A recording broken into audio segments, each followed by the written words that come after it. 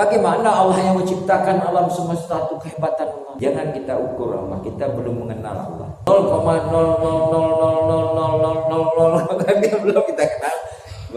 Baru sebut-sebut nama Allah saja. Hebat sekali Allah itu.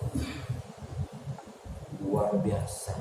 Maka dikatakan bismi ba isti'anah, menyebut nama Allah itu atas pertolongan Allah yang tanpa kita sadar, tentang marifatnya kepada Allah yang begitu hebat.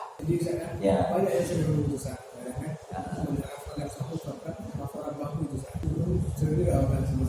Itulah karena faktor dulu kita baru belajar juga di bulan Ania. Hargi orang begitu. Kau kan belum kenal Allah. Apa begini masih aja? Kau kan sudah kenal Allah. Faktor-faktor kita belajar dulu begitu. Saya nak berjemaah juga. Faktor pertama pernah belajar.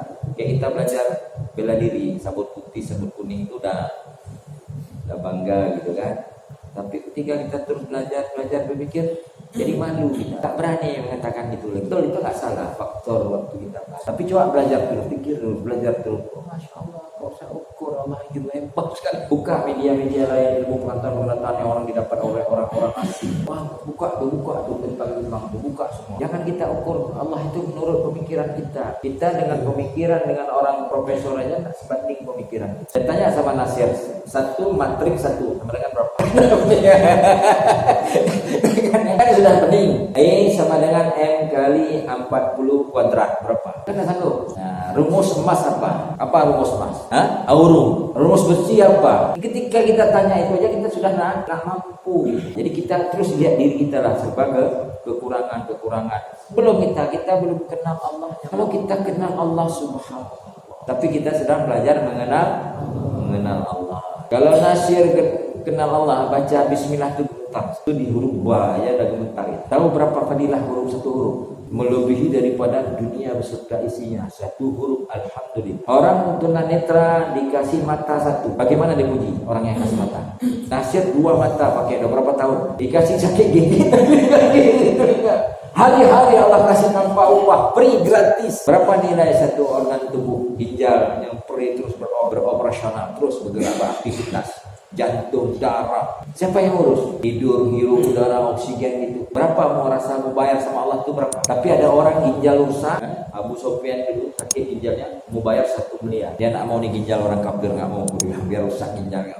Jangan tuh ginjal rusak pun diberi 1 miliar. Kita ginjal berapa tahun lagi kita pakai? Itu maka karena untuk kenal diri aja belum habis kenal. Ya, ini kelenjar nih virus ini, coba di kelenjar virus yang ada di luar mata ini ada makhluk, jumlah makhluk ini tidak bisa dihitung. Yang dilihat dengan zoom yang paling kecil itu kita kalau diwujudkan di atas cermin, ketakutan lihat makhluk yang diciptakan Allah untuk memproduksi lendir mata. Ini lendir yang ada di mulut sehingga lidah kita bisa rasa 200 rasa keluar lendir lidah kaku. Ini kalau di zoom virus-virusnya nih, makhluk yang ada di sini ditaruh di zoom, ketakutan kita lihat bentuk zoom. Ada jantungnya, ada hatinya, ada kulitnya, ada darah. Itu di zoom dengan 1000 lebih besar. Itu Allah buat, jumlahnya bukan sedikit. Untuk menjaga telinga juga Allah ciptakan lendir-lendir yang terus berproduksi sehingga kita tidur hewan-hewan tidak masuk. Itu diambil sedikit ya, taruh di zoom tuh.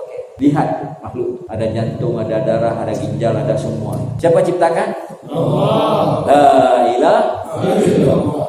Oh, pening kepala kita.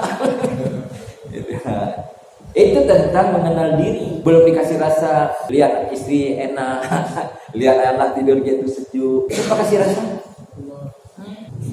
Allah. Maka kita kalau berpikir tentang Allah aja kita, ya. Insyaallah itu semua bersifat rahmat dan rahim. Apabila kau taati, kau syukuri, lakukan dengan perintahnya, nanti di surga Allah akan berikan rahimnya yang tidak putus. Mulai dari pintu surga terbuka, rahimnya dapat. Setiap langkah menuju surga, rahimnya terus dapat sampai khalidina fiha abada, tidak pernah putus-putus rahimnya, nikmat terus yang tidak pernah putus. Maka orang tidak rindu surga ini berpenyakit. Dan surga itu nikmat sekali, luar biasa nikmatnya. Maulana saya bilang air liur bidadari itu air yang ada di laut ini manis. Subhanallah. Air liurnya gitu, bidadari.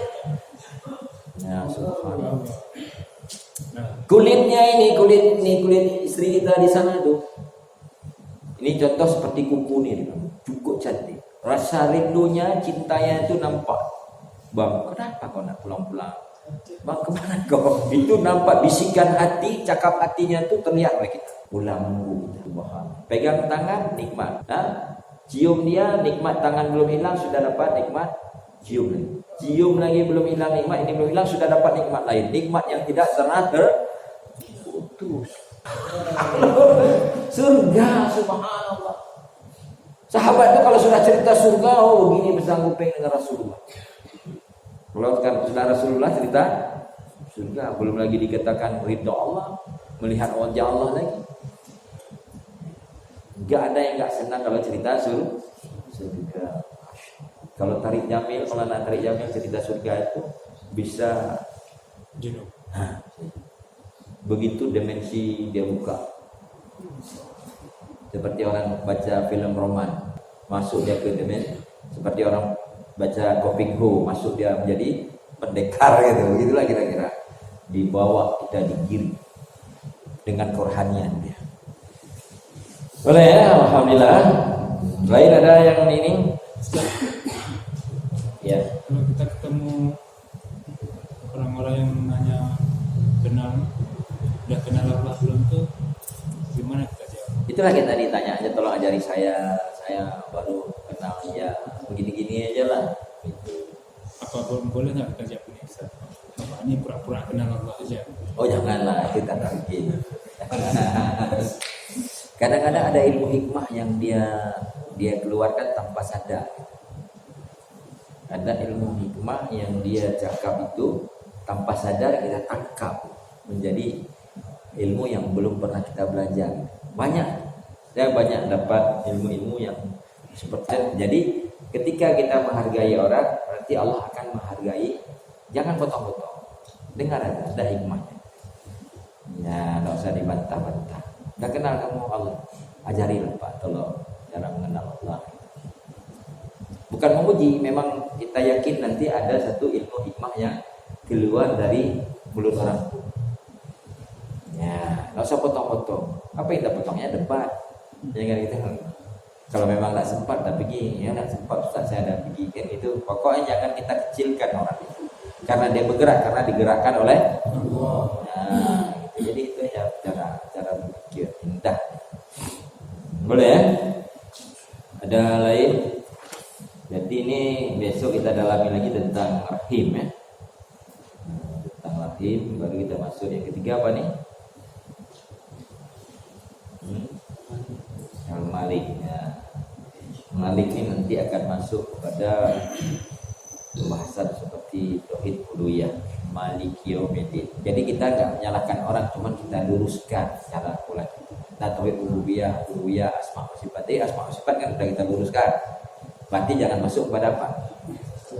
Masuk kepada fisik yang itu. Sedang judulnya kan betul, asma wa sifat. Ketika ayat-ayat mutasabihat kita pahami dengan majas akliyah kepada si sifat. Ya kan itu, si A duduk di kursi warna biru, itu kan fisik. Tapi kalau Belanda menduduki Indonesia, dari ke fisik apa dari ke sifat? Dari ke sifat. Kalau kapasitas Allah yang berbicara, Ar-Rahman Ar-Rahim, berarti sifatnya sudah menguasai seluruh alam. Kalau Allah duduk ke fisik, berapa duduk muat Allah duduk di aras? Seberapa besar Allah? Berarti aras lebih besar daripada Allah, karena bicara masuk ke dimensi fisik. Tapi kalau masuk ke dimensi sifat, maka dia meliputi seluruh ciptaannya. Bisa dipahami kan? Jadi jangan masuk ke fisik pasti kacau. Ya. Boleh kalau tidak ada kita pada kalau tidak boleh. Itu ya enggak yang belakang. Bagaimana cara kita menundukkan hati kita? Sehingga hati ini menjadi dekat dari syaitan ada ketujuan Allah. Ada kambing baik jadi sehingga hati menjadi tenang, hati tinggal perasaan baik. Ya. Ada saya ingat satu ulama Dia dibilang sama istrinya kan, abang nih, ya dia bukan abang ya, saya bilang abang lah. Abang nih memang karakternya pemarah.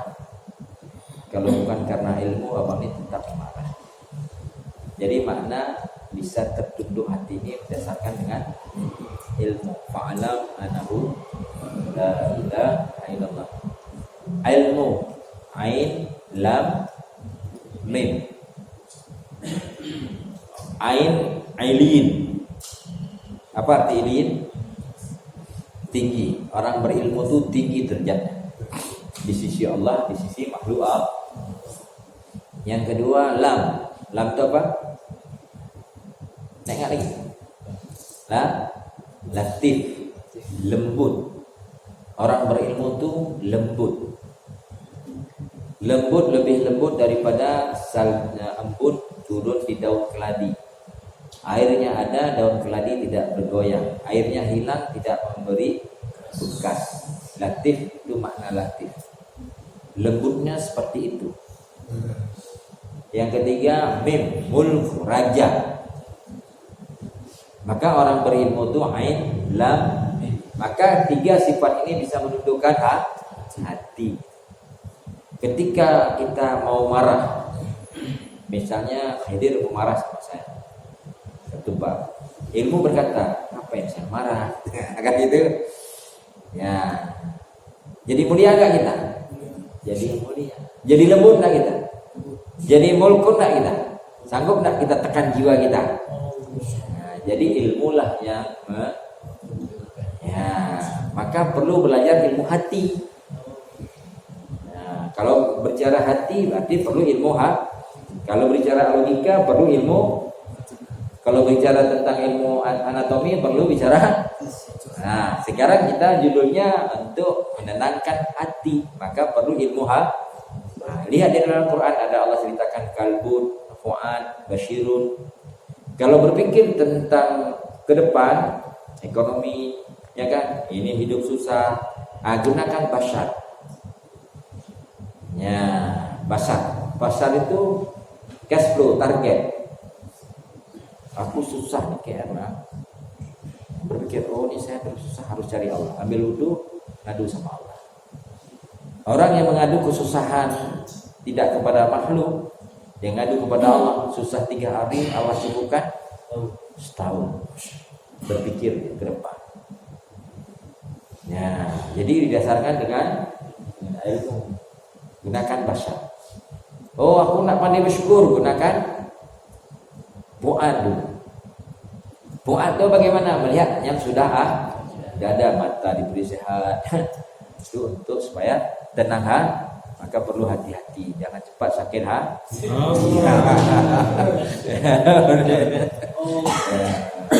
insyaallah tadi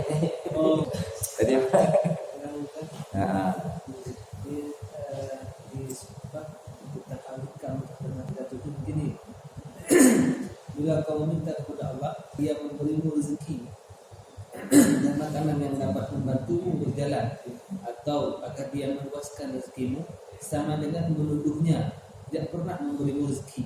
Jika kau percaya bahwa Dia Maha mengetahui kebutuhanmu dan Maha kuasa memberimu tanpa kau minta, tentu kau tidak akan meminta sesuatu pun. Nah, sesuatu pun darinya. Terus kita potong Al-Quran surah Al-Baqarah kedua masalah saya itu, sedangkan dalam firman-Nya memohonlah atau mintalah ijazah ala ibadi. Jadi pertanyaan begini, bagaimana pandangan tauhid dalam korelasi tersebut dalam makalah hikam ya kan?